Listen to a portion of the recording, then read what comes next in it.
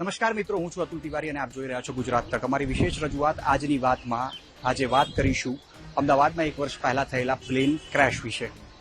12 જૂન 2025ના રોજ બપોરે 1:40 air ઇન્ડિયાનું AI-171 plane crash થયું, જેમાં 260 લોકોના મોત થયા હતા. આ ભયજનક અને ડરાવનારી જે દુર્ઘટના ઘટી તેને 1 વર્ષ પૂર્ણ થઈ ચૂક્યું છે. આજે એના વિશે કરીશું વાતચીત.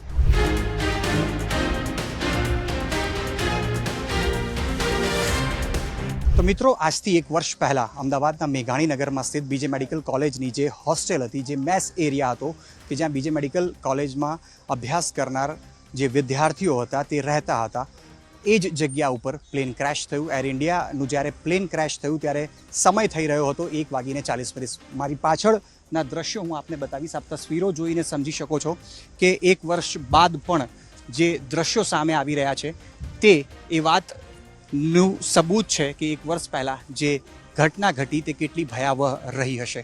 આપ દ્રશ્યોમાં જોઈ શકો છો, કારણ કે જે પ્રકારની તસવીરો સામે આવી રહી છે, કારણ કે 1 વર્ષ થઈ ચૂક્યું છે. AAIBની તપાસ જે છે તે ચાલુ છે, જેના કારણે તમામ જે અહીંયા દ્રશ્યો છે તે એવા જ દ્રશ્યો સામે આવી રહ્યા છે કે જે 1 વર્ષ પહેલાં હતા. જે કાટમાળ હતો તે હટાવી જરૂરથી લેવામાં આવ્યો, પરંતુ જે પ્લેન ક્રેશ સાઇટ છે તે સાઇટ પર હજુ પણ એ યાદો, એ તસવીરો અકબંધ છે. આપ જોઈ રહ્યા છો જે બિલ્ડિંગ અત્યારે ભયજનક સ્થિતિમાં જોવા મળી રહ્યું છે, જે ક્ષતિગ્રસ્ત છે. આ બિલ્ડિંગ જ્યારે પ્લેન ક્રેશ થયું ત્યારે તે પ્લેનની સાથે આ બિલ્ડિંગના કેટલાક જે ભાગ નુકસાનગ્રસ્ત દેખાઈ રહ્યો છે ત્યાં પ્લેન ટકરાયું હતું. તેના કારણે જે પ્રકારે ભયાવહ આગ લાગી અને આગ લાગવાના કારણે પ્લેનની અંદર સવાર 241 જેટલા લોકોનું મોત નીપજ્યું. અને સાથે જ આ જે પ્લેન ક્રેશ સાઇટ છે, આ સાઇટની અંદરની તરફ અને બહારની તરફ જે કેટલાક લોકો હાજર હતા તેમાંથી 19 જેટલા લોકોના દુઃખદ મોત નીપજ્યા.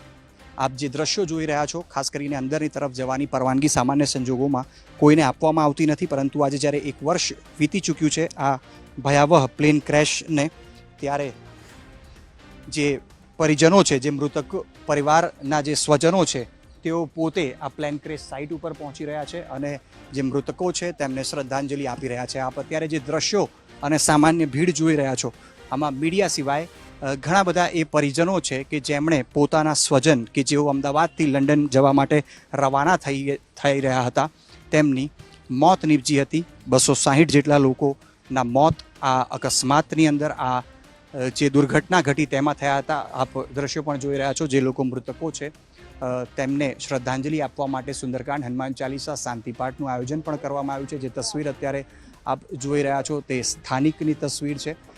જ્યારે પ્લેન ક્રેશ થયું ત્યારે જે 19 જેટલા જે લોકોનું મોત થયું હતું તેમાંથી આ એક વ્યક્તિ અને એ સિવાય જે 241 જેટલા જે લોકો પ્લેનમાં સવાર હતા તેમનું મોત થયું. ક્રૂ મેમ્બર સહિત આ 241 લોકોનો આંકડો હતો, જેમાં એક વિશ્વાસ રમેશ કરીને એકમાત્ર જે વ્યક્તિ છે તેમનું મોત, તેઓ એકમાત્ર એક ખુશકિસ્મત કહી શકાય કે તેઓ બચી ગયા હતા. જે પરિજનો છે, જે પરિવારના જે લોકો છે, તેઓ પણ પોતાના જે પરિજન જેમણે ગુમાવ્યા છે તેમને શ્રદ્ધાંજલિ પણ આપી રહ્યા છે. અને એ સિવાયની પણ જે હું તસવીરો છે તે પણ બતાવીશ.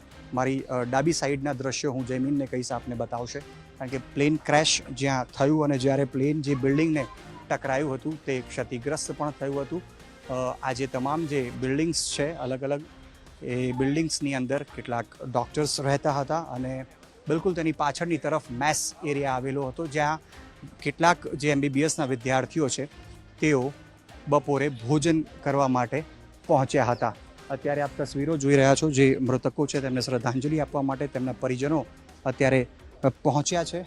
ફોટોગ્રાફ્સ સાથે લોકોની જે હાજરી છે તે ક્રેશ સાઇટ ઉપર જોવા મળી રહી છે. આ સાથે જ જો વાત કરીએ તો હું મારા સહયોગી જયમીનને પણ કહીશ કે જે પ્લેન ક્રેશ સાઇટ છે તેના જે બિલકુલ પાછળના દ્રશ્યો કે જ્યાં પ્લેન સૌથી પહેલાં ટકરાયું હતું તે પણ દ્રશ્ય આપને બતાવવાનો પ્રયાસ કરશે, કારણ કે જે મેસ એરિયા જે હતો કે જ્યાં સૌથી પહેલાં લગભગ 1:40 જ્યારે પ્લેન ટકરાયું હતું અને જ્યાંથી આ પ્લેન ક્રેશ થયું તે જગ્યા પણ આપને બતાવવાનો પ્રયાસ કરીશું. અંદર જવાની પરવાનગી તો કોઈને છે નહીં, પરંતુ બહારની તરફથી જે શક્ય દ્રશ્યો છે તે હું આપને બતાવવાના પ્રયાસ પણ કરીશ. અને જે મેસ એરિયા છે કે જ્યાં સૌથી પહેલાં પ્લેન ટકરાયું એ મેસ એરિયા પણ હું જો પ્રયાસ કરીશું ઝૂમ કરીને આપને એ વિસ્તાર બતાવવાનો કે જ્યાં પ્લેનની ટેલ પણ ફસાઈ હતી અને જ્યારે શવ બધા કાઢવામાં આવ્યા ત્યારે કેટલાક શવ એ ટેલમાંથી પણ મળ્યા હતા અને ત્યારબાદ જે ઓળખ કરવામાં આવી ડીએનએના માધ્યમથી તમામ પરિજનોના ડીએનએ સેમ્પલ લેવામાં આવ્યા અને ડીએનએ સેમ્પલ લીધા બાદ તમામ જે મૃતકો હતા તેમના શવ પરિજનોને સોંપવામાં આવ્યા હતા. પરંતુ સૌથી મહત્ત્વની વાત એ છે કે 260 જેટલા લોકોનું જ્યારે મોત થયું ત્યારબાદ જે પ્રકારે રાજ્ય સરકાર અને કેન્દ્ર સરકારના આગેવાની હેઠળ અમદાવાદ મ્યુનિસિપલ કોર્પોરેશન હોય, ચાહે સિવિલ નું આરોગ્ય વિભાગ હોય કે પછી અન્ય કોઈ પણ વિભાગ યા એનજીઓ હોય યા સામાજિક સંસ્થાઓ હોય, તેમને અદ્ભુત કામગીરી કરી હતી. કારણ કે માત્ર 48 કલાકની અંદર જે લોકોની ડેડ બોડી જેને ઓળખી શકવી અશક્ય હતી તેવા શવની ડીએનએ સેમ્પલ કરવામાં આવ્યા હતા. અને આ જે વૃક્ષો આપ જોઈ રહ્યા છો, જ્યારે પ્લેન ક્રેશ થયું તો આ વૃક્ષોના તમામ જે પાંદડાઓ છે તે બળી ચૂક્યા હતા, પરંતુ સમયાંતરે નવા નવા પાંદડા, સમય વીતતો ગયો અને નવા નવા જે પાંદડાઓ છે, જે કૂંપણો છે વૃક્ષની, તે ફૂટતી રહી અને જે પ્રકારે સમય વીતતો ગયો છે તે પ્રકારે અહીંયા અંદરની તરફ પણ કેટલાક જે બીજા અન્ય વૃક્ષો છે તે પણ અત્યારે જોવા મળી રહ્યા. પરંતુ સૌથી મહત્ત્વની વાત એ છે કે ડીએનએ સેમ્પલ તમામ જે મૃતકો છે તેમના કરવામાં આવ્યા હતા અને ડીએનએ સેમ્પલનો જે પહેલો રિપોર્ટ છે તે લગભગ 48 કલાકમાં આવ્યો હતો. પરંતુ જે 260 જે મૃતકો હતા તેમાંથી 254 લોકોના જે ડેડ બોડી છે તે ડીએનએ મેચિંગ કરાયા બાદ આપવામાં આવ્યા હતા. પરંતુ જે 6 લોકો હતા તેમના મૃતદેહ ઓળખવા માટે તમામ જે પરિજનો હતા તે સક્ષમ હતા, તેમને ઓળખી શકાય તેવા હતા, તે ડીએનએ મેચિંગ વગર આપવામાં આવ્યા હતા. પરંતુ 254 જેટલા જે ડીએનએ સેમ્પલ સાથે તમામ જે મૃતદેહો છે તે પરિજનોને સોંપવામાં આવ્યા હતા. એ સાથે ડેથ સર્ટિફિકેટ હોય કે ડીએનએ રિપોર્ટ હોય, પોસ્ટમોર્ટમ રિપોર્ટ હોય, આ તમામ રિપોર્ટ્સ સિવિલ હોસ્પિટલના પોસ્ટમોર્ટમ રૂમથી જ્યારે ડેડ બોડીઝ પરિજનોને સોંપવામાં આવી ત્યારે એક સાથે આપવામાં આવ્યા હતા. અને જ્યારે પણ જે મૃતદેહ પરિજનો સિવિલ હોસ્પિટલના પોસ્ટમોર્ટમ રૂમથી લઈને રવાના થયા હતા ત્યારે પોલીસનું એક એસ્કોર્ટ વ્હીકલ પણ આપવામાં આવ્યું હતું. અને જ્યારે પરિજન પોતાના મૃતક જે પરિવારજન હતા તેને લઈને પોતાના ઘરે પહોંચ્યા હતા ત્યારે પણ સ્થાનિક તંત્ર તરફથી તેમને તમામ પ્રકારનો સહયોગ પણ આપવામાં આવ્યો હતો. તો આ જે દર્દનાક ઘટના છે તેને 1 વર્ષ તો વીતી ચૂક્યું છે અને આજે પણ સૌથી મોટો સવાલ એ છે કે પ્લેન ક્રેશ કેમ થયું તે સવાલ આજે પણ અકબંધ છે. જે રિપોર્ટ છે તે 1 વર્ષ બાદ પણ નથી આવ્યો. તમામ પરિવારજનો એક જ વાત કહી રહ્યા છે કે અમને કારણ હજુ પણ ખબર નથી પ્લેન ક્રેશ કેમ થયું. પ્લેન ક્રેશનું કારણ તેમને કહેવામાં આવે. તેઓ પણ ઇંતજાર કરી રહ્યા છે રિપોર્ટનું કે એર ઇન્ડિયાનું AI-171 જે પ્લેન ક્રેશ થયું તે કયા કારણોસર થયું.